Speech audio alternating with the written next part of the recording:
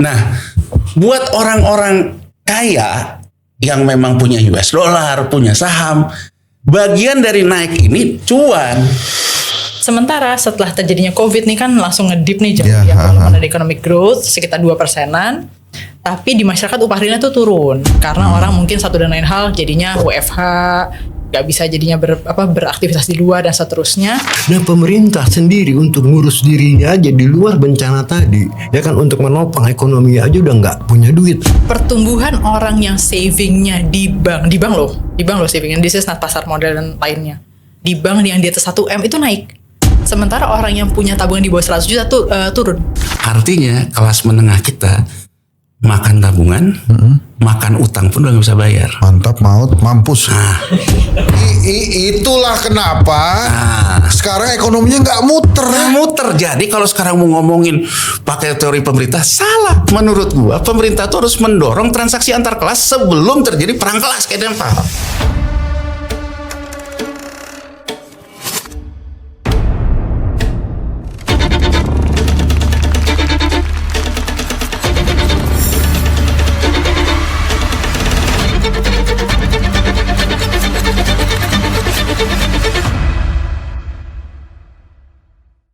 Nah, ini 2026 kita bicara rakyat kecil lah. Di YouTube saya yang Jangkrik Bos Alahensa itu semuanya ngeluh karena pedagang-pedagang kecil penghasilan mereka sama, pendapatannya sama, cuma bawa pulang uangnya jadi lebih dikit karena harga-harga modalnya naik. Yang tukang bubur tuh sama 100 mangkok, cuma bawa pulang uangnya lebih dikit dari sebelumnya. Nah, ini orang-orang kecil yang begini terus nih. Nah, di sisi yang lain kelas menengah juga merasakan hal yang sama. Bahkan temen gue bilang, ya sekarang sih kita ngafe, tapi kalau bisa kopinya pesan americano yang panas banget, nggak habis-habis, jadi nggak bisa diusir sama kafenya, tapi tetap bisa kelihatan, wah gue ngopi di kafe. 2026 ini mesti apa kita? Rakyat ya, terutama ya. Kita nggak usah bicara pengusaha, tadi kita dibahas, gue bisa ngebayang pengusaha ini pasti megang duitnya karena mereka takut miskin kan. Tapi apa yang akan terjadi 2026? Satu lagi, tetap pertanyaan gue, Prof. Ferry Latuhihin, dia prediksi $18.000 Amerika, tapi dibantah oleh Misbahkun, kelihatannya enggak, Ketua Komisi 11. Terus Prof juga bilang ini kuartal ketiga bisa 0% pertumbuhan. Tapi Pak Misbahkun bilang kita percayakan pada Pak Prabowo ekonomi kita. Menurut Bang Yanwar gimana? Ini sorry nih agak panjang nih gua introduksinya. Kalau gua lihat ya dari sisi rupiah dulu nih. Rupiah ini kan kita lihat gitu ya. Apakah rupiah ini akan terus dihajar ke bawah oleh si pemegang duit? Oleh pemegang duit lah, oleh market ya. Atau ini volatility dibikin jadi dia ayun gitu. Nah, posisi terakhir ini sebenarnya Bang Hensat ya, sebetulnya dia ternyata sudah mengkoreksi keseimbangan baru. Jadi gini maksud gua. Kalau dulu rupiah bergerak di 16.200 sampai 16.600. Ya. Volatility-nya 16.600 kurang 16.200. Ya, di situ-situ aja. Artinya itu juga nggak dulu-dulu banget itu Bang. Kelihatannya baru-baru 2025 lah. Tapi kalau kita lihat panjang rupiah ini dari mulai tahun 2008, range ini tuh selalu dipertahankan di angka 6-7% Bang. Oke, 14.000, 15.000. Makanya gitu. itu kenapa ketika pemerintah itu menerbitkan surat utang, kuponnya itu 6-7% karena ini sebetulnya. Kecuali Patriot ya. Nah ini. Jadi kalau dulu Bang 10.000 ya, 6-7%-nya 10.200. Diangkatnya sama dia ke sini nih. Yang tadinya 10.200 itu batas atas jadi batas bawah baru. Oke. Nah, naik lagi ke sini nih. Nah, sampai sekarang udah ke 16.200. Nah, yang terjadi sekarang itu batas atasnya kemarin udah jadi batas bawah. Tapi dari kunci BI melihatnya gue stabilitas, sebetulnya stabilitas terjaga. Ini nih yang orang agak bingung, stabil gimana rupiahnya? Terus. Tapi kalau BI menganggap sepanjang bahwa kalau udah sampai sini terus dia tenang lagi, sebetulnya stabilitas tercapai, cuman angka keseimbangan baru. Gitu loh Bang. Jadi artinya kita nih sehat nggak sehat, tapi angka berat badan yang baru. Iya, gitu loh. Sama kayak kita nih, gitu kan. Kita bilang gitu kan, wah, gue kayaknya tambah gemuk aja. Yang penting kan gue jantung gue nggak apa-apa, gitu loh. Jadi artinya kan segala macam nggak apa-apa. Nah, hal yang sama nih. Gitu. Jadi artinya ekonominya sebetulnya kelihatan nggak ada apa-apa, tapi obesitas kan kurang lebih gitu. Ya. Nah, ini udah keseimbangan baru. Nah, sekarang aku mau masuk yang Bang Hensat katakan. 2026 mau ngapain kira-kira? Prof Ferry mengatakan akan ke 18 dibantah sama Miss Bakun. Ya, kenapa? Kalau di akhir tahun ini posisinya memang dia udah tenang di 16.600. 16.700 lah, 16.700. Mana ukurannya? Gue lihat ukurannya dari transaksi forward, Oke. non delivery forward yang orang-orang bilang segala macam. Jadi dalam posisi minggu kemarin nih, minggu ini juga masih sama. Di pasar forward itu untuk overnight itu gini Bang Hensat, ya Bang Hensat misalnya butuh US dollar besok, Bang Hensat beli hari ini. Oke. Buat harga besok, gue beli 16.700 deh, ya. Gue yang jual oke, nggak apa-apa. Kalau besok harganya di 16.700, Bang Hensat dapatkan. Kalau nggak, ya gue kalah menangnya di situ lah. Nah, posisi overnight ini udah nggak ada, jadi 0. Jadi ngukurnya tuh gimana? Di pasar non delivery forward itu ada order as jual. Jadi jual itu kalau yang domestik NDF di BI asnya itu rupiah. Tapi kalau di pasar NDF luar negeri asnya itu US dollar, bidnya rupiah. Tapi kalau yang domestik NDF di BI kebalikannya. Gitu loh. Jadi kalau di BI, kalau gue punya forward besok, bahwa kalau dalam posisi as itu berarti gue jual rupiah, karena di BI dapat US dollar. Tapi kalau di luar negeri jual US dollar tuh asnya, bidnya dapat rupiah, kurang lebih gitulah. Nah, di mana ngukur pasar forward ini sebetulnya masih ada tekanan terhadap rupiah. Kalau as kurangin bidnya itu masih ada angkanya. Artinya lebih banyak orang nyari US dollar besok pagi dibandingin mau ke rupiah. Gitu loh Bang. Ya. Nah, angka yang overnight itu yang buat besok udah 0. Jadi sebetulnya pasar NDF-nya yang termasuk yang di luar negeri udah sepi. Artinya bahwa yang bandarnya udah cukup happy sama keseimbangan baru tadi di 16.200. Nah, sekarang gue akan mengatakan gitu, Prof Ferry bener nggak? Bener. Tapi mungkin tidak akhir tahun. Kenapa? Karena kalau dilihat di NDF-nya, NDF 3 bulan berikutnya gede lagi. Keseimbangan baru lagi. Nah, gede lagi berarti buat besok, buat seminggu mah gue nggak goreng deh. Tapi gue udah siapin nih 3 bulan ke depan. Gue hajar nih. Gue udah forward dari hari ini. 6 bulan lebih gede angka selisih forwardnya, spreadnya. Setahun lebih gede. Jadi kalau bacaan itu, aku ingin menjawab pertanyaan Bang Hensat, ya, jangkriknya di mana? Jangkriknya, ya, artinya rupiah di tahun 2026 dapat tekanan luar biasa. Akibatnya? Akibat dari transaksi forward yang sudah dibentuk dari hari ini di 3 bulan, 6 bulan, dan 1 tahun. Akibatnya buat kita? Akibatnya pasti rupiahnya akan lama lah bos. Ekonominya? Nah, kalau rupiahnya sampai pelan-pelan tapi pasti, sekarang misalnya nanti 16 nih, 3 bulan berikutnya mungkin jadi 17, 18, ini soal waktu aja kan. Nah, buat orang-orang kaya yang memang punya US dollar, punya saham, bagian dari naik ini cuan. Iya buat mereka. Nah, sekarang pertanyaannya buat UIR ini repot. Buat masyarakat kebanyakan, kalau semakin naik ke atas, sementara pendapatannya udah nggak dapat kerjaan, yang namanya susu naik bos. Iya. Karena barang impor. Iya. Ya nggak? Daya beli turun. Mau ngambil pinjol udah kena NPL.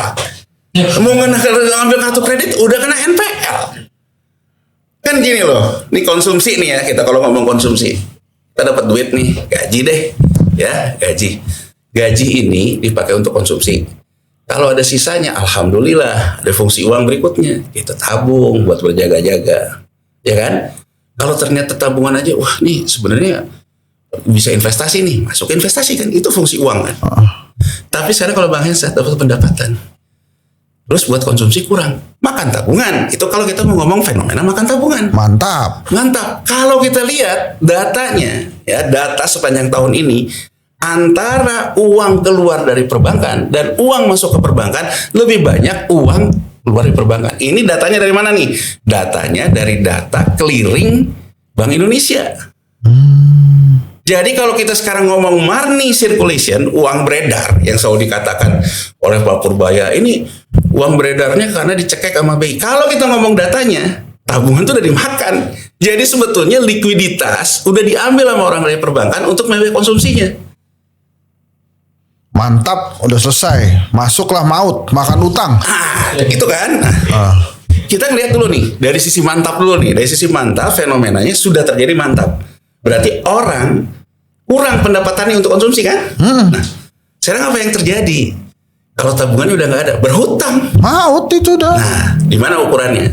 Ukurannya nih, sejak 2023 tuh sebenarnya sinyalnya udah kelihatan nih. Yang namanya pinjol resmi nih, resminya OJK nih. Naik. Nilai transaksinya naik terus berkali-kali lipat. Iya.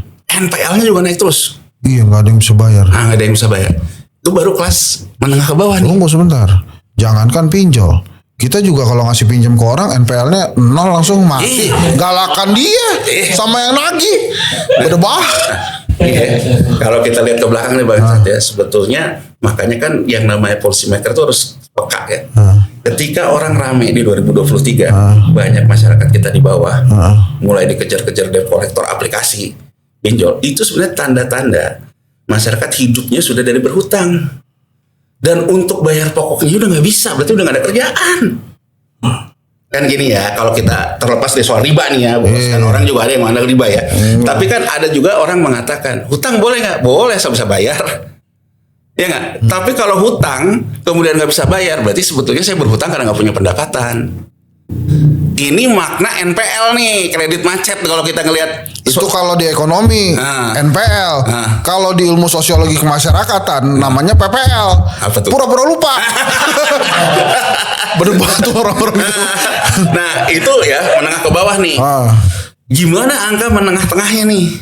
Kelompok miskin kagak, kaya kagak. Ya kan? Nah kalau kelompok pinjol ini gimana caranya? Seperti yang mau pemerintah lakukan sekarang kan? Erlangga bilang, kita optimis kok. Karena kita akan kasih BLT. Guyur pakai BLT bro. Selesai bro, 300. Ya kan yang ini nih yang bawah nih. Jadi begitu dia ada masalah guyur. Sekarang orang BLT dapat kagak. Ini enggak, tapi hidupnya susah. Di mana kita ngukurnya? Kartu kredit. Kartu kredit bro, NPL-nya itu dari 1,75 di akhir tahun kemarin. Sekarang udah 2,85, udah 2 kali lipat. Kabur itu Citibank kan dari Indonesia. Nah, terus yang lebih parah lagi apa? Nilai transaksinya juga naik. Artinya spending terus. Artinya kelas menengah kantoran, ya begitu dia mau konsumsi, dia gesek dulu kartunya. Bayar pokoknya aja yang berapa persennya juga nggak bisa, itu jadi NPL. Ya, gue cuma mau kasih satu poin aja. Artinya kelas menengah kita makan tabungan, makan utang pun udah nggak bisa bayar. Mantap, maut, mampus. Yang ini mungkin akan coba digelunturkan oleh BLT dan sebagainya. Yang ini gimana loh? Ya, nah ini kenapa bisa terjadi bro? Kalau misalnya yang atas ngegoreng sahamnya, ya dari keuntungan gorengan sahamnya itu dia beliin gorengan di depan, kan kecipratan tuh duitnya. Iya, ada trickle down effect itu. Ada trickle down effect. Yang terjadi sekarang, yang di atas dia goreng asetnya, aset utility, dan selalu disimpan di emas, tidak bergulir ke bawah. Itulah kenapa sekarang ekonominya nggak muter. Jadi kalau sekarang mau ngomongin pakai teori pemerintah, salah. Menurut gua pemerintah tuh harus mendorong transaksi antar kelas sebelum terjadi perang kelas kayak Dempal. Oh, the rich man takut miskin. Iya, dan dia tidak belanja, menahan dirinya. Tahan diri. Nah, toh baju-baju gue udah semua, mobil udah ada, makanan lengkap. Ngapain gue belanja? Gue tukang gorengan selesai urusannya. Nih Bang Hensat ya.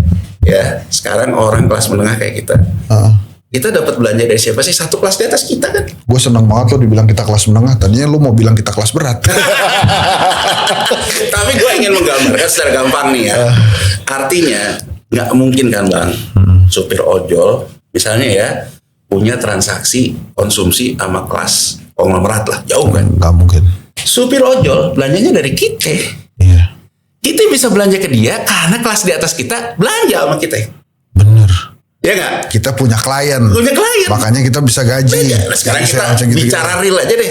Betapa susahnya nyari klien, nyari apa. Iya, bener. Ya nggak? Karena yang di atasnya nggak belanja. Begitu yang di atasnya nggak belanja, kita tertekan ke sini, ke bawah kerembet. Tapi yang bawah mungkin dapat BLT, kitanya kagak nih. Tapi kan kata Pak Prabowo mesti sumringah. Ya, ini kan realnya nih. Nah, apa yang akan terjadi bang di 2026? Tisu. Nah, di 2026 ya, menurut gua ya. Tunggu bentar. Ya, Bang, itu apa? Nah, ya sekarang Purbaya bilang, ya demo-demo kemarin itu karena Ekonomi. Kemarahan. Apakah itu udah berhenti? Enggak. Jadi Bang Hensat kan Ini 2026 nih kebesarannya. Bang Hensat bilang dapat duit segini, yang dibawa ke rumah berkurang. Ya. Benar. Itu bukan saya ngomong tuh, pedagang-pedagang kecil yang kita wawancara. Artinya ya kan Bang, bahwa orang betul-betul ada tekanan daya beli. Nah, apa yang nggak terjadi Bang? Ya, krisis ini tidak akan pernah terjadi kalau kelas menengahnya belum resah. Resah itu ya intinya apa? Dikejar-kejar debt collector, segala macam belanja.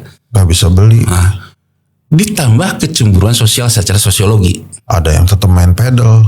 Dia lihat, yang di atas kayaknya Happy tuh tahu sana aja. Konser tetap rame, gue susah amat cari duit gitu. Ini kan yang akan jadi pemicu. Nah, ini yang akan memicu paling tajam tuh apa? Kalau terjadi kenaikan harga, Bang. Di sini kuncinya bahwa nilai tukar rupiah tetap akan jadi prahara. Kalau peningkatan naiknya itu inflasi, kan gini loh. 16.700 besok jadi 18.000. Masalah nggak? Nggak masalah, Bang. Kalau jadi 18.000 itu orang yang dapat untung 18.000 dari 16.200 membelanjakan 1.000 peraknya ke bawah. Keluar duitnya. Keluar, tapi kalau duitnya nggak keluar, masalah. Karena yang di bawah beli susu harganya udah 18.000, duitnya kagak ada. Oh, gua ngerti. Kalaupun misalnya mereka nggak beli emas, tapi mereka beli saham, kan nggak keluar juga duitnya. Nggak keluar. Ya, kalau beli saham, udah dapat untung saham, jangan terus dibeliin lagi di akumulatif ke emas, tapi dia beli nih. Beli apa surveinya kedai kopi misalnya gitu ya. Jadi artinya kan kalau nggak beli, kalau diputar lagi di saham, dia nggak mau, akan gue keep aja deh. Karena gue juga takut akan masa depan. Jadi menurut gue teori likuiditas ini tidak sesederhana cuma masalah ini saya gelontorkan likuiditasnya. Enggak gitu. Yang harus pemerintah lakukan itu mendorong transaksi antar kelas terjadi. Si yang kaya belanja. Tapi yang kaya ini percaya nggak bahwa ekonominya udah bisa untuk belanja? Ketidakpercayaan ini yang jadi masalah, Bang. Oh, dia nggak pengen miskin sendirian, misalnya. Padahal mereka cuma gelontorin dikit ya. Gua agak hardcore sedikit nih. Oke, hardcore ya. Orang kayanya ditekan-tekan nih. Kayak di Paris Patriot Bond lah. 2 kali. Ya kan 2 kali dikasih persoalan tekanan hukum lah segala macam kan. Ente kalau jadi orang kaya dalam posisi ketakutan gitu, apa yang ente lakukan? Kabur ke luar negeri, Bos. Capital flight. Ente semakin mengkip duit ente melihat situasi yang tidak menentu kan? Capital flight, bener. Terbang duit gua. Nah, jadi artinya ini yang selalu dibilang sama Prof. Ferry, kalau mau tuh pajak di nggak adain aja, membangun si kelas di atasnya itu mulai percaya bahwa gua ada yang beli. Kalaupun gua belanjain minimal gue aman gitu. Kalau sekarang kalau saya dibelanjain tapi saya diperas juga, ya dia nggak mau dong, Bos. Misalnya ada orang punya saham di FMCG. Ini kalau gue tambahin lagi, gue beli saham FMCG, ini si pabrik ini ada yang beli nggak nih produknya? Kalau nggak ada yang beli, ntar dulu. Ya. Terus sama juga dengan misalnya didorong nih belanja nih, ya kan? Dia juga mikir gitu. Kalau gue habisin duitnya, kalau besok ternyata perang, ya geopolitik atau ternyata politiknya juga ada masalah, duit gue udah gue belanjain, kan dia juga. Jadi artinya ribet ya, Bos, ternyata, Bos ya. Teori likuiditas, Bos, bukan hanya persoalan ente mengatakan uang pemerintah dipindahin. Teori likuiditas, ente memberikan kepercayaan transaksi antar kelas bisa terjadi. Jadi orang percaya diri, oh kalaupun saya besok belanja, saya percaya ekonomi ini bekerja. Nah, Gampangnya gini deh ya. Biasanya kalau makan siang orang pergi ke warung Padang, warung Tegal untuk beli di situ. Cuma karena duitnya udah maut nih, daripada mampus kita bawa makanan dari rumah. Akhirnya nggak ke warteg, nggak ke masakan Padang. Merekanya juga kekurangan konsumen, likuiditasnya nggak muter, ekonominya gitu bukan sih? iya likuiditas di situ likuiditas realnya. Yang penting sekarang rakyatnya, yang penting gue udah makan, gue kerja deh. Hasil gajinya bisa jadi ada yang buat bayar utang, bisa jadi ada yang disimpan sama buat hidup. Jadi emang agak-agak Nih ya, kalau tadi kita ngomong bos di tengahnya fenomena makan tabungan, NPL kartu kredit naik. Yang atas dikit ya, penabung kelas atasnya lah yang punya duit 5 M-an, mulai ada gejala berkurang ya. Nah, orang terus mengatakan bahwa kalau kita lihat balance of payment atau neraca pembayaran BI terjadi transfer residence, jadi ya capital flight lah, jadi orang transfer ke luar negeri. Tapi kalau gue ngelihatnya nggak gitu, yang gue lihat adalah dia mulai ngelihat misalnya simpen uang di bank nih, dia ada ngelihat loh kok kayaknya ekonomi dikelola sembarangan nih, ini persepsi nih ya, kayaknya disuruh kasih pinjaman ke Koperasi Merah Putih. Wah, kalau besok banknya bermasalah, duit gua nyangkut dong. Ini kan memicu kepercayaan di kelas di atasnya ya. Makanya kalau kita lihat sekarang, jangankan ngomong kelas atas, nyari fisik emas antam aja begitu susahnya sekarang. banget bos. Nah, Banget. Artinya orang melakukan rebalancing Bang Hensat. Jadi orang nih ngambil tabungannya bukan untuk kebutuhan konsumsi kayak kita ngomongin kelas menengah kejepit tadi. Untuk nabung. Untuk dia ngerasa bahwa dunianya tidak pasti, dipicu oleh dunia juga, dalam negeri juga nggak pasti, dia pindahin. Nah kalau dia pindahin ini, tekanan ke perbankannya juga jadi gede kan? Iya, ada orang bilang tuh, kita punya duit sekarang, belum tentu bisa beli emas. Loh kenapa? Lah barangnya kagak ada. Mau beli emas apa? Ya. Mas, Ya. buat apa? Nah, Oh. itu jadi. Padahal bank itu sebetulnya kan dia kan bisnis kepercayaan sebenarnya bank itu kan. Jadi Jadi kalau kita ditanya- mesti gimana? Jadi kita mesti gimana nih? Aduh. Ya. Buat rakyat menengah dan ke bawah mesti apa, Bro, di 2026 ini? Ya kita kembali ya. Kita pada dasarnya satu, menurut aku sih jangan belanja berlebihan. Jangan belanja berlebihan. Nah, jadi artinya kalau masih punya pendapatan syukuri deh. Alhamdulillah. Alhamdulillah. Handphone kemahalan, Nah, nggak usah kali ya. nggak usah dulu gitu. Jadi artinya lebih ke konservatif. Oke. Ya kan? Kalau misalnya kita udah dapet cobaan gitu ya, dalam artian ya memang kerjaan juga di PHK, segala macam di PHK itu kan butuh pemerintah, butuh segala macam ya. Ya aku mungkin hanya bisa mengatakan bahwa ya rezeki udah ada yang ngatur gitu ya. Gitu ya, sih rezeki ada yang ngatur ya, mungkin kita positif aja gitu ya, bahwa mungkin kita akan dapat gantinya. Ya karena kalau ditanya mesti ngapain, kalau orang yang punya tabungan mungkin bisa ya, dia tinggal mungkin ngatur tabungannya. Mungkin kita bisa katakan ya udah rebalancing deh, mulai kasih ke emas. Kalau mau main saham, kalau mau ikut goreng-gorengan boleh, tapi hati-hati. Mesti punya stamina yang bagus, punya pengalaman yang baik tentang kayak gitu. Kalau nggak bisa nggak usah, yang aman-aman aja deh. Gitu ya. Jadi lo kelihatannya lagi nasihatin gue loh. Nah gitu kan ya kan yang ringan-ringan aja lah daripada nanti taunya kejeblos sendiri gitu ya. Iya. Tapi kan yang repot itu kalau memang tidak punya aset utility bro, kita juga mau nyaranin apa? Dan sementara kan kalau yang tidak punya aset utility ini ya kita hanya cuma berharap pemerintah segera untuk mengatasi perekonomian ini karena dibutuhkan oleh orang-orang yang butuh pemerintah bro. Oke. Terima kasih Bang Yanwar Rizky. Nanti kita ngobrol-ngobrol lagi ya, karena banyak banget tentang ekonomi dan ini penting, kita itu mesti gimana.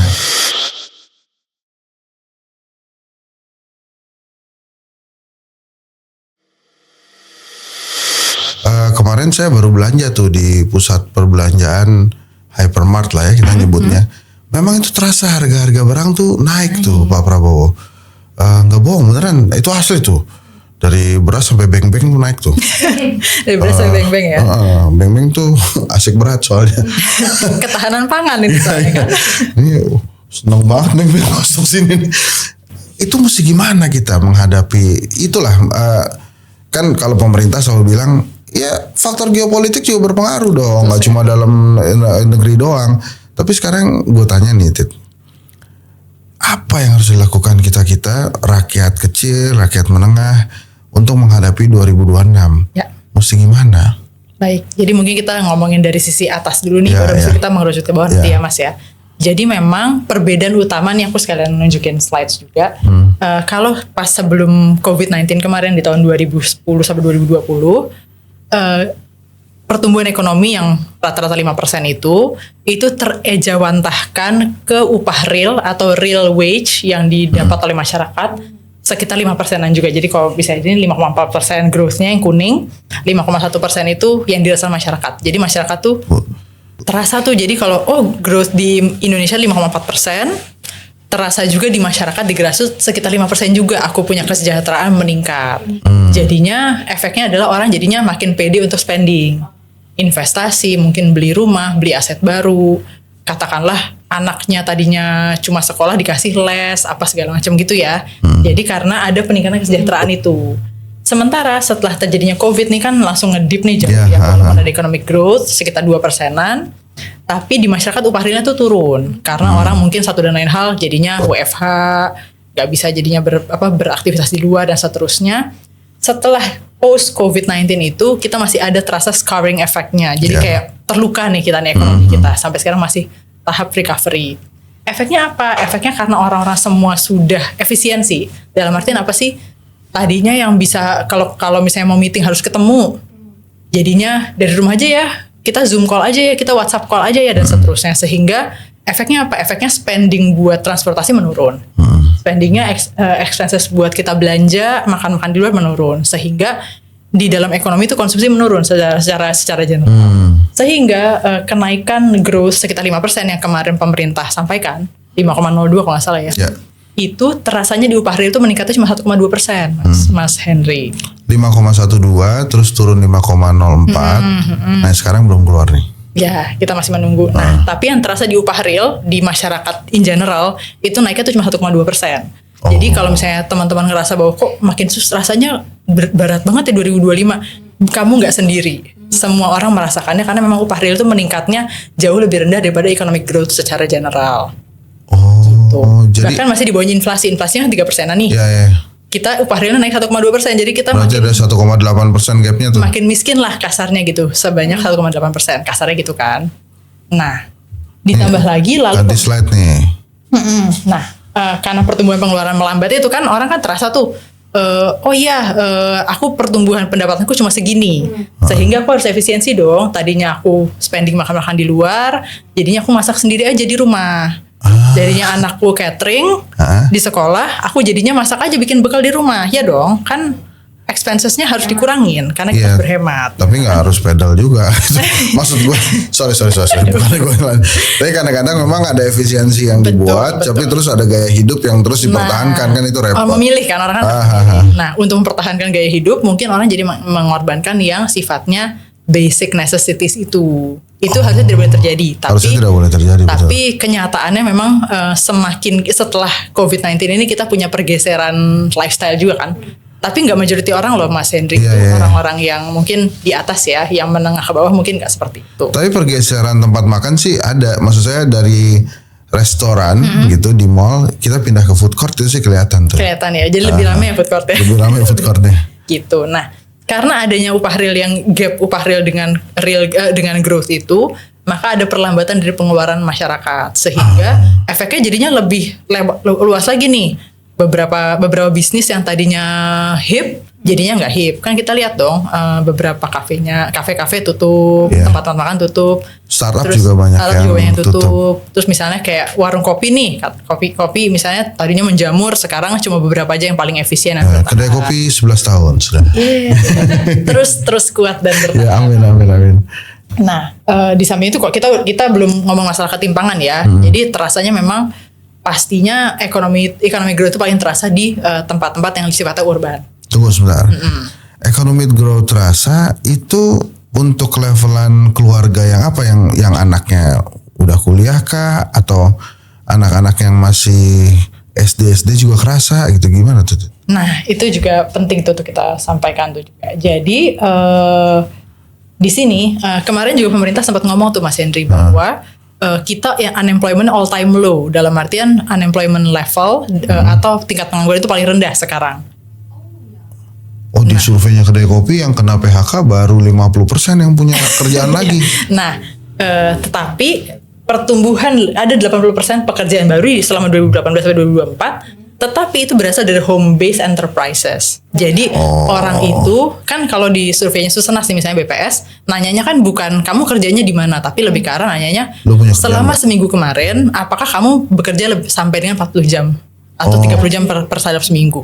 Artinya mau Talita nih kerja di kantor atau Mas Henry kerja di kedai kopi nih di sini di universitas atau di mana, atau misalnya aku cuman kayak bikin katakanlah punya online shop, punya warung di rumah, punya keluarga, aku tungguin, itu termasuk dalam kategori pekerjaan. Jadi pekerjaannya itu meningkat atau employment levelnya meningkat, tapi kualitasnya menurun menjadi lebih ke home based enterprises itu yang cenderung berupah rendah atau tidak diupah sama sekali. Ini mohon maaf ya, mungkin POV gue agak berbeda nih setelah dengar penjelasan Talita, nanti tolong diperbaiki ya. Ibu rumah tangga paling nggak suka dibilang nggak kerja. Emang mereka bukan yang nggak bekerja. Jadi maksud saya pada saat ditanya bekerja nggak, bekerja lah. Tapi apakah kemudian menghasilkan secara ekonomi sesuatu? Mungkin juga enggak. Karena itu tadi home based enterprise itu kan berupah rendah atau bahkan tidak diupah. Misalnya aku nungguin warung keluargaku, ya aku dapatnya sekalian profit dari warung keluarga kan, misalnya dengan berupa makanan di rumah dan seterusnya. Jadinya nggak harus keluar lagi untuk belanja gitu kan. Tapi dari sisi penghasilan aku sendiri aku nggak punya gitu, jadi aku nggak diupah atau berupa sangat rendah. Atau misalnya katakanlah yang tadinya bapaknya yang mencangkul di sawah, sekarang istri sama anaknya juga disuruh ikutan melaksanakan kerjaan di sawah misalnya gitu ya, tetapi mereka tidak diupah atau diupah sangat rendah misalnya. Nah, jadinya pertumbuhan lapangan pekerjaan itu sudah sejalan dengan peningkatan produktivitas. Artinya apa sih? Itu kan semua informal tuh, nggak masuk, nggak ngangkat lah kasarnya gitu. Walaupun ketika ditanya di survei, iya saya bekerja lebih dari 30 jam kemarin, seminggu kemarin saya tuh bekerja. Tapi apakah diupah? Ya mungkin tidak atau sangat rendah. Jadi memang kita harus hati-hati dalam mendefinisikan atau menganalisis hasil dari survei itu sendiri ya. Betul secara general unemployment all time low, tapi misalnya katakanlah seseorang di PHK, ya dia tidak serta-merta nggak kerja, tapi mungkin dia mengerjakan kerjaan-kerjaan di rumah, berjualan dan seterusnya, itu kan artinya bukannya nggak kerja kan, tapi mungkin upah yang didapat tidak setinggi dari sebelumnya dia sebelum di PHK itu, Mas. Makanya kenapa terasa banget tuh kontraksinya di konsumsi rumah tangga. Karena pendapatannya turun jauh. Biasanya beli bakso jadi nggak beli gitu ya. Atau misalnya harus bikin sendiri di rumah snack-snacknya, makanannya gitu. Gitu. Karena harus efisiensi, otomatis kan. Terus kira-kira sampai kapan tuh kondisi itu tuh? Sebenarnya ini bisa dicegah atau dicegah dari berlama-lama ya oleh public policy itu sendiri. Jadi pemerintah lagi. Pemerintah ini sebenarnya kalau misalnya kita dikatakan kenapa semuanya pemerintah, karena memang pemerintah itu satu-satunya entitas yang memiliki power yang cukup dan funding yang cukup untuk melakukan sesuatu dengan cepat ya. Jadi Indonesia ini kan sektornya kebanyakan informal nih, Mas Henry. Yang paling cepat transmisinya itu adalah kebijakan fiskal yang sifatnya subsidi. Tunggu sebentar. Ya. Informal, jelasin informal itu maksudnya apa? Informal itu intinya adalah kalau misalnya nih katakanlah saya bekerja, tetapi pekerjaannya itu tidak terdaftar dan tidak membayar pajak. Contoh. Contohnya misalnya kita sekarang masih sektor informal ya, misalnya memiliki toko atau warung di rumah, UMKM, online transportasi shop. transportasi online itu yes and no, karena aplikasi-aplikasi transportasi online ini sedang berusaha untuk memformalisasikan yang informal. Tadinya silakan terus lanjutkan. Tetapi masih kelihatannya mereka dari sisi gaji pun atau misalnya pendapatan kan masih di bawah UMR juga sebenarnya gitu kan. Artinya kalau kamu formal akan ada hukum-hukum yang melindungi hak-hak kamu. Misalnya mendapatkan upah yang UMR, mendapatkan perlindungan sosial, ada BPJS TK, ada BPJS Kesehatan. Nah, kalau orang bekerja di luar sektor formal tidak akan mendapatkan perlindungan seperti itu. Sehingga mungkin saja digaji di bawah UMR, nggak ada BPJS TK, nggak ada BPJS Kesehatan, nggak ada juga jaminan pensiun dan seterusnya. Terus gimana hidupnya kalau teman-teman saudara-saudara kita yang masih mengandalkan kegiatan informal untuk mencari nafkah, kan pasti nggak terlalu kena dampak dari kebijakan pemerintah dong. Kalau misalnya kayak tadi itu loh, subsidi nggak bisa dapat, gimana tuh mereka hidupnya? Kalau untuk yang sektor informal, jadi gini, kalau misalnya seseorang ini bekerja di sektor informal, umumnya mereka itu akan terdata oleh pemerintah di dalam surveinya pemerintah itu sebagai masyarakat prasejahtera. Biasanya nih mereka BPJS-nya akan menjadi PBI yang berbayar dari pemerintah ya, misalnya Okay. Jadi bantuan pemerintah itu sifatnya seperti itu. Karena mereka tidak terdaftar sebagai seseorang yang mendapatkan penghasilan sekian, minimalnya sekian gitu ya. Jadi mereka bisa mendapat bantuan seperti itu. Atau misalnya nanti akan atau mereka tidak akan terkena pajak penghasilan. Karena kan penghasilannya nggak sampai di threshold tertentu ya Mas Henry ya. Jadi tidak terkontrasi dari sisi itu. Nggak menurun pendapatannya. Lalu mereka juga mungkin akan mendapatkan, kalau terdata mereka akan mendapatkan BLT, Raskin dan seterusnya. Kebanyakan masyarakat prasejahtera ini kan nggak ada di urban. Kan kebanyakan 60% I think ada di rural area gitu. Yang memang cukup baik terdata dari pemerintah walaupun tidak sensitif dengan shock. Jadi misalnya kayak COVID kemarin, apakah orang yang tadinya dia tidak miskin lalu jatuh jadi miskin langsung terdata otomatis oleh pemerintah? Mungkin tidak. Jadi hal-hal seperti ini yang perlu pemerintah juga sadari bahwa sangat penting, spending dari pemerintah itu penting banget. Kenapa? Karena membangun, misalnya katakanlah kita bangun jembatan, bangun jalan, kalau fundingnya ada, kan yang di employ itu kan orang di sekitarnya kan, sehingga mereka mendapatkan penghasilan gitu. Tapi sekarang efek dari yaitu sekarang efek itu, lalu juga fokus dan prioritas dari pemerintah yang sekarang, rezim yang sekarang, lebih ke arah efisiensi, sehingga hal-hal yang sifatnya pembangunan dan lain-lain itu dikurangi untuk dialokasikan kepada hal yang lain. Misalnya contohnya ada MBG, ada beberapa proyek-proyek yang strategis nasional yang lebih diprioritaskan. Misalnya Mas Edi kan juga mungkin kemarin tahu ya bahwa sempat dikatakan bahwa anggaran pendidikan itu juga all time high, sekarang sekitar 700 T ya. Tetapi ternyata setengahnya itu dialokasikan untuk MBG.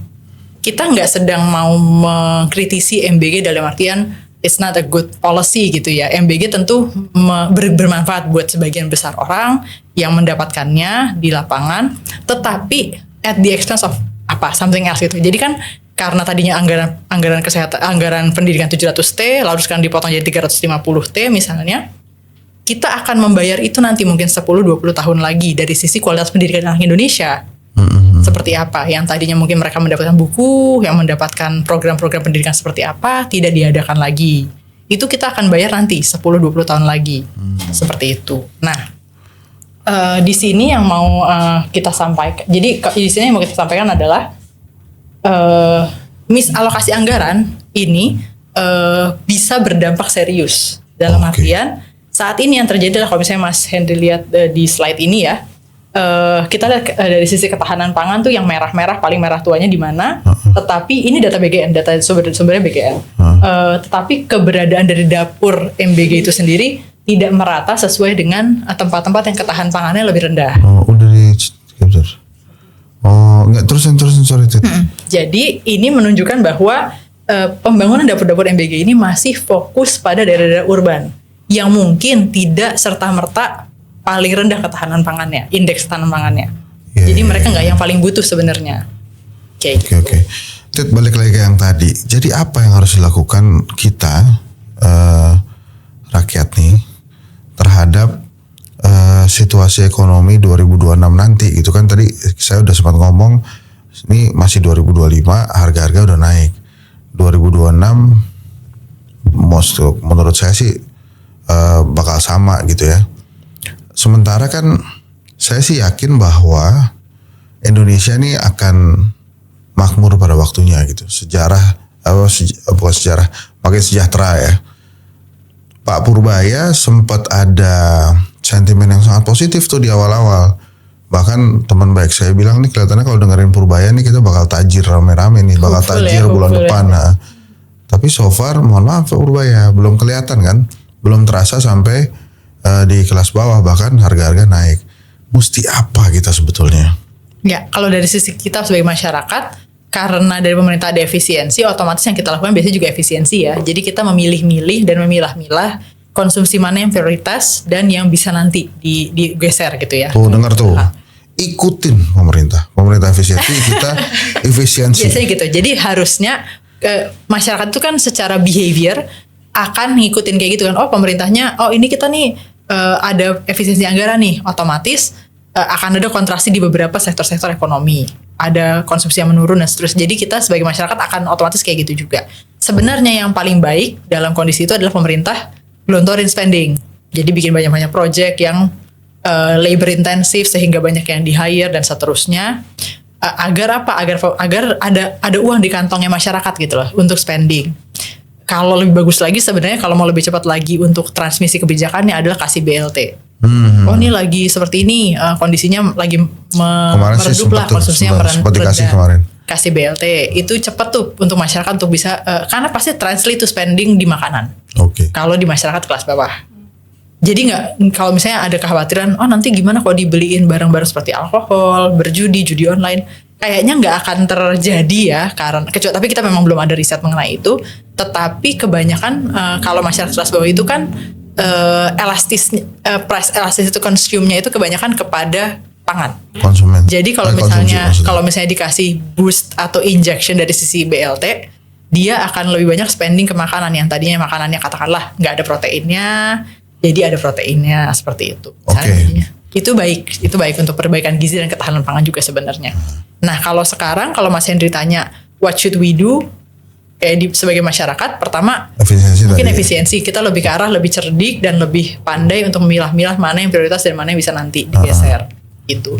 Lalu kedua adalah dari sisi pertama efisiensi dari sisi mana yang prioritas. Lalu kita juga melihat dari sisi kualitasnya. Kualitas apa yang kita konsumsi ini. Misalnya tadinya aku mau makan-makannya di mall, di food court. Lihat kualitas gizinya seperti apa. Apakah kita juga bisa melakukan itu, mengadakan itu di rumah dengan kualitas gizi yang lebih baik. Karena sebenarnya kan masalahnya makanan bergizi itu lumayan mahal, ya kan? Tetapi sebenarnya lebih mahal gaya hidupnya, ya kan? Kalau misalnya kita maksa untuk memfokuskan pada yang sebelah kiri, sementara yang kanan yang paling penting itu kita abaikan, agak susah nih gitu. Ini juga kemarin sempat ketika dibilang bahwa tenaga kerja itu all time high. Tadi kan sudah kita omongin ya bahwa yang terjadi 80% dari pekerjaan baru itu home based enterprise yang berupa rendah atau tidak diupah sama sekali. Kenyataannya juga bahwa tenaga kerja kita itu sekarang sedang bertahan bukannya berkembang. Jadi walaupun job hugging. Gitu. Di sini kelihatan nih bahwa pengangguran muda nih itu lebih di atas 15%. Sedangkan perempuan sendiri di atas 25% unemployment levelnya.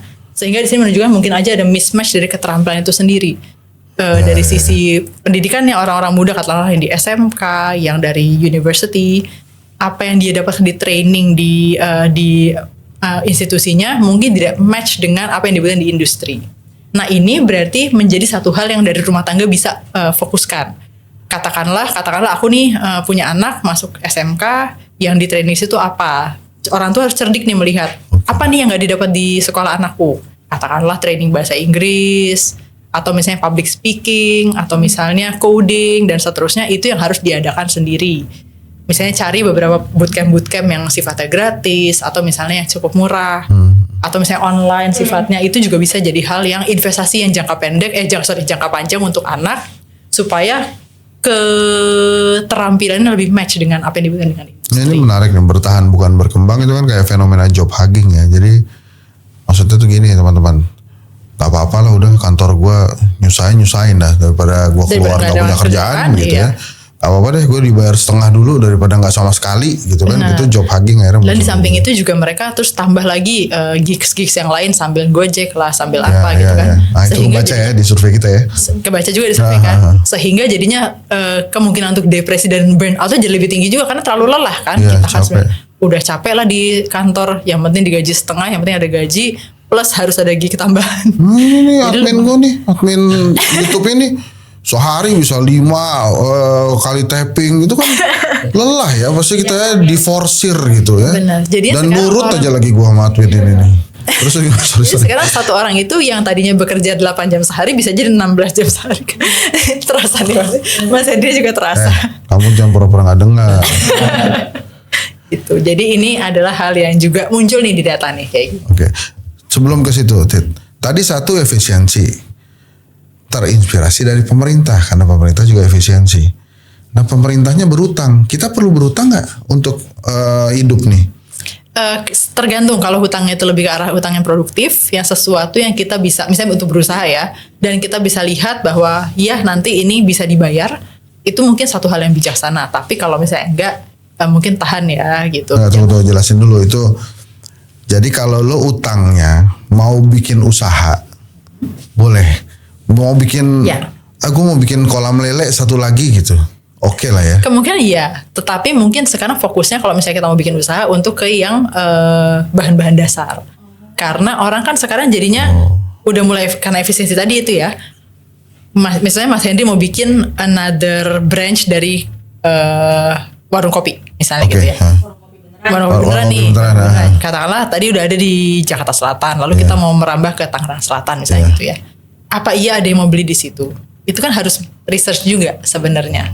Riset dulu beneran ada yang mau beli nggak, gimana pasarnya, karena jangan-jangan di tempat pasar baru yang belum ada warung kopinya itu memang orang-orang tidak mau konsumsi, mereka cenderung misalnya untuk menghemat dan misalnya bikin sendiri di rumah, bisa seperti itu, karena fenomena sekarang begitu.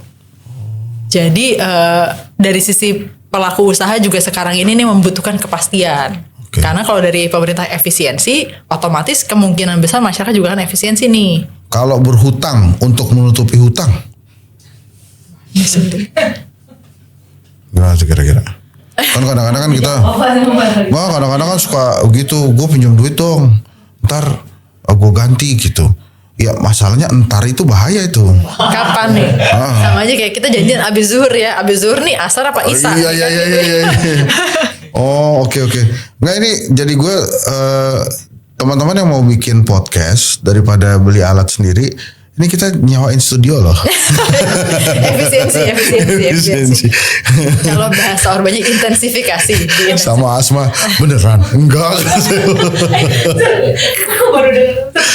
Jadi kalau berutang gimana tadi efisiensi oke, berutang aku sangat tidak tidak rekomen dalam kondisi sekarang. Pertama, hutang itu dalam bentuk seperti apa, rate-nya berapa, itu kan kadang-kadang nggak semua orang punya financial literacy yang cukup tuh Mas Hendri untuk mengetahui hutang ini worth it atau enggak untuk dilakukan.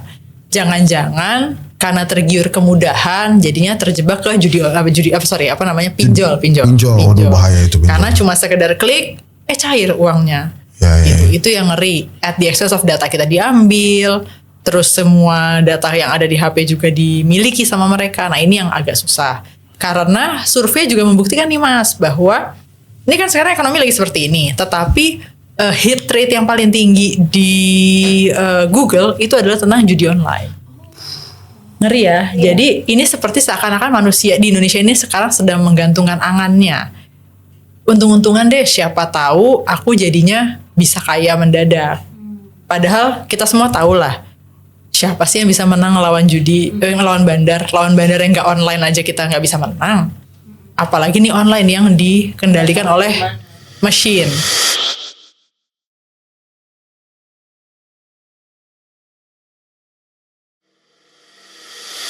Menghadapi 2026, orang-orang yang rakyat kita yang rakyat biasa ini, yang bukan 40 orang terkaya di Indonesia, middle low class, ini mesti bagaimana mempersiapkan diri menghadapi 2026 dan kira-kira bakal seperti apa nanti? Apakah PHK akan jalan terus? Apakah lapangan pekerjaan akan makin meningkat?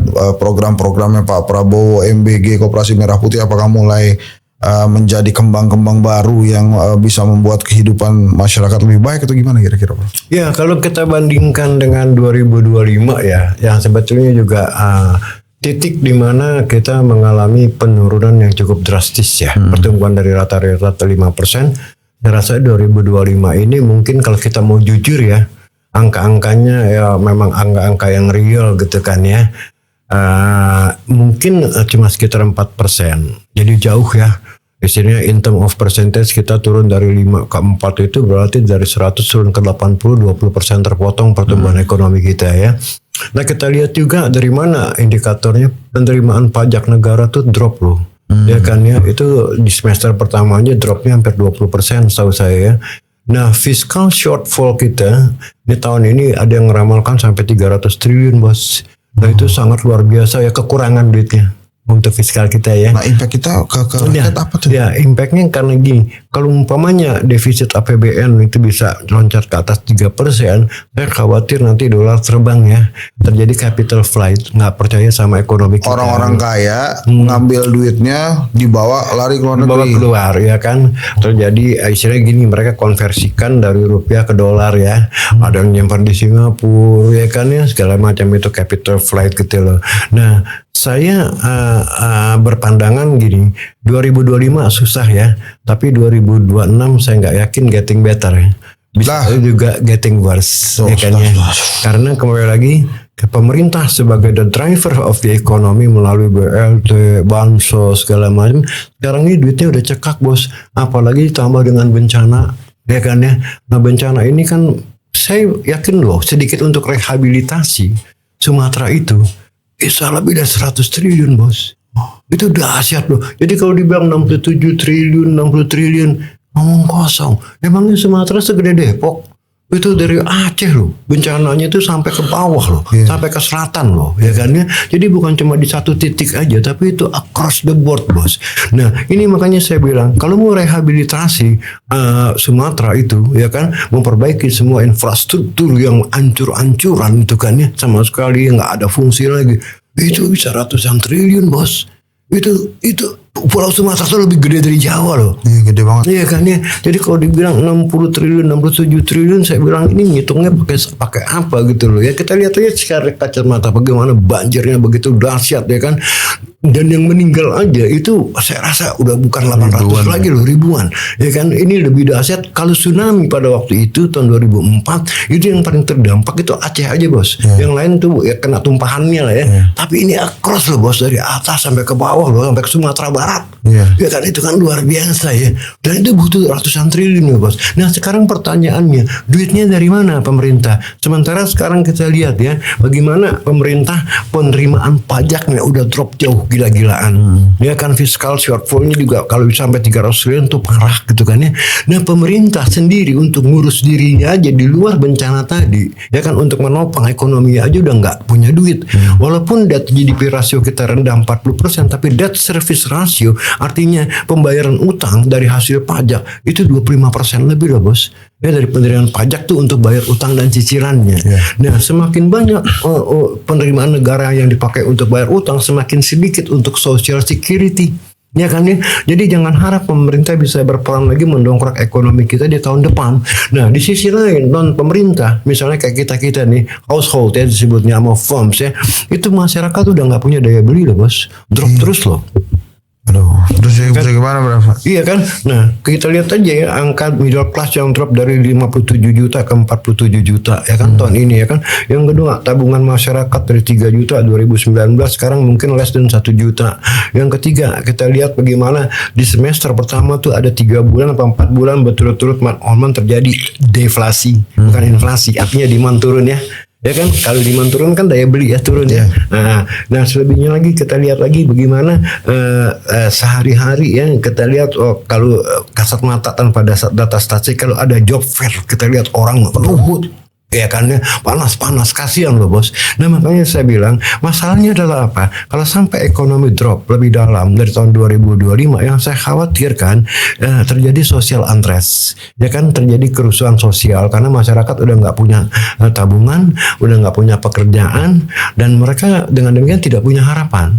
Nah hidup tidak punya harapan itu sengsara loh bos. Ya kan paling sengsara gitu loh ya.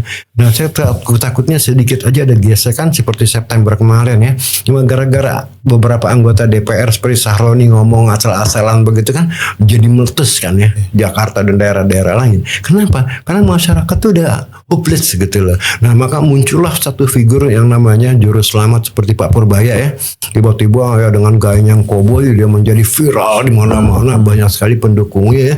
Padahal cuma karena gaya ya, tapi dia bisa memposisikan diri I'm the savior gitu loh ya. Nah, yang bisa dapat popularitas dalam sekejap sebagai Imam Mahdi atau the savior adalah masyarakat yang hopeless, bos. Ini kan, dan hasilnya kan kita lihat Pak Purbaya 200T kan nggak menghasilkan apa-apa. Belum. Ya kan ya pada Belum apa nggak menghasilkan? nggak menghasilkan karena bang kalau biar likuiditas ditambah likuiditas mau kemana likuiditas itu? Ya kan ya undisbursed kan sampai 4.000 berapa sih 2.450 T ya yang bank masih pegang likuiditasnya. Kredit growth-nya turun ke 7%. Nah kalau mau 5% economic growth kredit harus di atas 10,5%. Kalau 7% saya yakin less dan 5%, mungkin cuma 4% pertumbuhan ekonomi kita. Nah ini sangat berbahaya untuk Indonesia. Kenapa? Karena potensinya kita itu kan punya bonus demografi, yang population. Ya kan kemarin aja berapa juta tuh lulusan S2, S3 berapa ratus ribu tuh yang nggak dapat kerjaan gitu kan ya. Nah yang population ini dengan 5% pertumbuhan aja tidak bisa terserap, bos. Harusnya kita berpotensi 6,5% ya. Kayak India kan 7,5% ya, peer kita ya. Vietnam 8,2%. Ya, kita 5% aja susah. Kenapa? Karena tadi persoalannya bukan di infrastruktur tapi di suprastruktur, regulasi, birokrasi. Ya kan, susahnya perizinan, ya kan, macam-macam yang membuat investor tuh mendingan gue pergi ke Vietnam atau India 2 hari urusan selesai. Di sini setahun belum tentu selesai, bos. Sedangkan ujung tombak suatu ekonomi adalah investasi, bos, bukan konsumsi. Jadi selama ini kan kita didongkrak dengan konsumsi 58% ya. Nah investasi less than 30% ya. Gak bisa. Kalau kita mau tumbuh 6%, 7%, apalagi 8%, itu investasi dari total GDP itu harus 50% loh. Dan itu kita jauh untuk ke sana. Jadi kalau Pak Purbaya bilang gampang kita ke 6% ke 7%, no, it is a big nonsense. Oke, sekarang satu kata, Prof. Kalau ada pertanyaan, kita mesti apa ini di 2026? 2026 ginilah, mengetahui bahwa take it for granted ya, bahwa ekonomi 2006 tidak lebih baik dari 2025. Nah, ini dia makanya pertanyaan lagi nih. Ini kan satu jawabannya singkat aja. Satu kata kalau bisa. Apa yang harus kita lakukan untuk menghadapi 2026 yang menurut Prof. Ferry Latuhin tidak baik-baik saja, bahkan tidak lebih baik dari 2025. Satu, jangan mengeluarkan hal-hal yang tidak penting ya sama sekali ya, karena memang limited ya, budgetnya. Yang kedua, ya kan kembali lagi, bangunlah network sama teman-teman, siapa tahu ada ide bikin usaha ini, bikin usaha itu. Ini gue pertegas, bangun network dengan teman-teman, siapa tahu ada ide usaha. Bukan bangun network dengan teman-teman, siapa tahu bisa minjem duit, nggak gitu ya? Jangan, bangun network dengan teman-teman siapa supaya tahu. Ada ide. Iya, supaya ada ide. Biasanya gini, pada saat kita sendiri kita buntu, bos. Apalagi pada saat kita lagi ekonomi lagi drop ya. Kalau saya sih pada saat kayak begitu, saya coba connect dengan teman. Apa yang bisa kita kerjakan sama-sama? Ketiga. Ya kan, what's your idea gitu kan? Oh ini ada ini nih, gue ada proyek ini nih, ya kan misalnya gitu kan ya. Gue kenal masih ini bagaimana nih menurut lo ya kan misalnya ya kan. Atau kita usaha ini di tempat gue nih lagi laris nih kayak gitu kan, kita rencengan nih bisa aja. At least dengan adanya teman-teman semakin banyak semakin banyak ide yang menggelontor di dalam network kita. Dan yang kedua, dengan banyaknya teman-teman yang senasib, mental kita lebih kuat, bos, ketimbang kita stand alone. Really? Oh, karena curhat bisa bareng-bareng. Bisa, really, it helps. Saling gitu merangkul kan? Ya. Persis.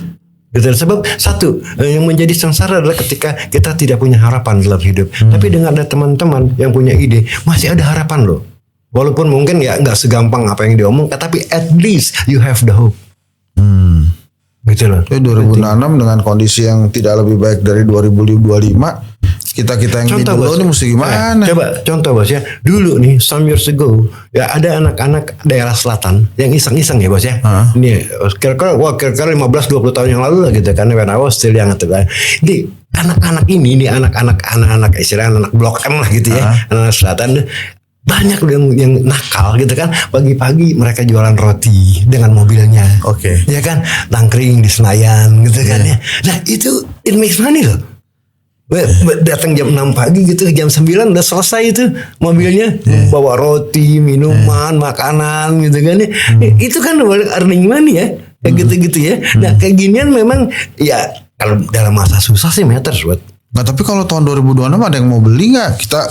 Kita ntar pagi-pagi jual roti. Ada. Asal tahu segmennya ya. Misalnya begini, ya kan. Udah jelas lah orang yang lari-lari di GBK itu kan middle up ya. Middle up. Ya kan ya. Mereka kan kadang-kadang lagi lari-lari ngobrol-ngobrol, minum kopi, nyemil-nyemil, whatever, bubur ayam gitu kan ya. Jangan anggap enteng loh bos. Bubur ayam tuh bisa sehari bisa 1 juta lebih loh. Ini kalau kita kasih judul 2026 Prof Ferry Latuhin jualan bubur ayam aja gitu. Misalnya, ya kan, cari tenda tadi daerah ya, kayak aku bilang di GBK atau daerah selatan gitu kan, dengan buka tenda sambil sama teman-teman gitu kan, bisa lebih dari 1 juta loh, bos, bisa 2 juta loh sepagian, ya kan. Nah itu salah satu contoh, gitu loh. Sebab apa? Kalau kita tinggal diem aja, ya you are rotting yourself, man. Tapi kan gimana ya Prof, rata-rata karyawan. Gaji habis buat kehidupan sehari-hari. Nah, malah ini bisa menjadi opportunity, bos. Sebab apa? Kalau umpamanya memang usaha yang tadinya kita anggap sebagai sesuatu yang urgent ya, karena kita nggak tahu lagi what to do, dan kalau ternyata memang it makes money, why not keep going on? Saya kasih contoh, banyak sekali ya. Saya kalau naik Gojek gitu kan, nanya, Mas, dulu sekolah apa Mas? Oh, saya kuliah pelayaran Pak, saya kuliah perhotelan Pak. Gini-gini. Loh kok kenapa sekarang ngojek gitu? Ya kan, ya lumayan Pak. Ternyata ngojek tuh lumayan ya. Selain memang susahnya nyari kerja di hotel ya, sama di pelayaran ya. Ternyata mereka not bad loh, bisa dapat 300.000 sehari. Mohon maaf Prof, tapi kalau semuanya nggak Gojek siapa yang mau naik? Gitu. Enggak semua lah ya. Enggak, maksud gua kan ini kita lagi ngomongin 2026 nih, kita mesti gimana nih? Gini, kalau total bingung. Iya. Satu, yang kembali lagi kalau masih ada kerjaan, ya kan? Jangan keluar. Ya, jangan keluar, dan yang kedua, kalau ada pendapatan jangan mengeluarkan pengeluaran yang enggak urgent gitu ya. Karena Perawatan wajah kayak Ardi itu ya itu kan. tapi investasi di wajah. Iya, kalau ke salon 1 juta sehari gitu kan.